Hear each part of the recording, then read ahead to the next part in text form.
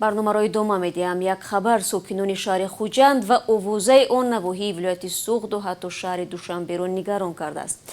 خبر این است که گویا اخیراً چند مهمان از قزاقستان که برای بازرسی یکی از بانک‌های کشور به خوجند آمده‌اند ناگهان بیمار شدند. معلوم نیست آنها با سرایت وارد تاجیکستان شدند یا در خوجند سرایت گرفتند، ولی خبر با سرعت بلند به همه جا پخش شده حتی اووزه‌های نمود یا شتم نوی کرونا را به میان آورده است. قبل از برنامه من از فرزان محمدی همکارم در شهر خوجند اصل واقعه را پرسیدم.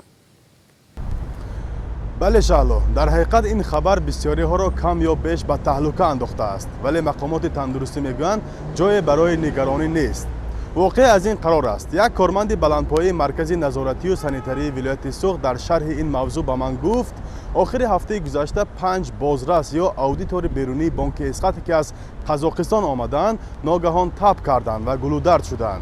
پزشکان هستی کرونا ویروس را در وجود آنها سنجیدند. نتیجه تست‌ها در خوجند منفی برآمده است، اما برای احتیاط تست‌ها به دوشنبه نیز فرستاده شدند.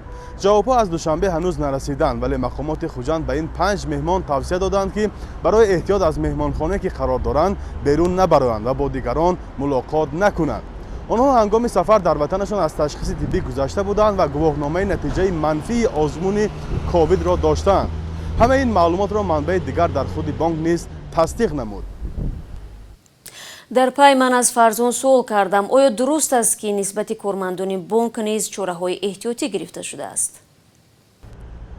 درست است شهلا. یک منبع باوربخش در بانک گفت که 5 یا 6 نفر مهمانان را زود به کرانتین خانگی یعنی ایزولیاسیون فرستادند و از 60 نفر کارمند بانک که احتمال می رود این بازرسان با آنها ملاقات کرده باشند تست گرفتند.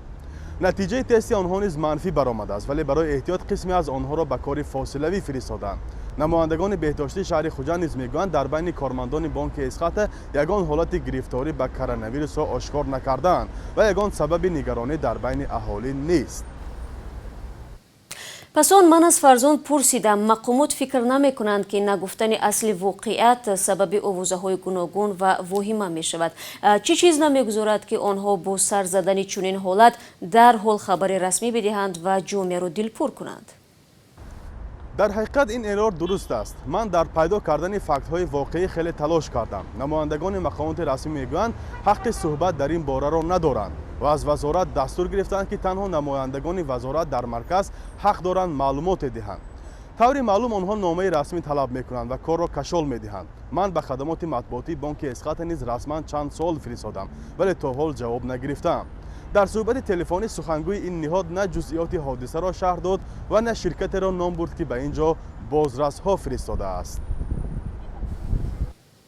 همکارم فرزان محمدی بود از شهر خوجند که به سوال‌های ما پاسخ داد.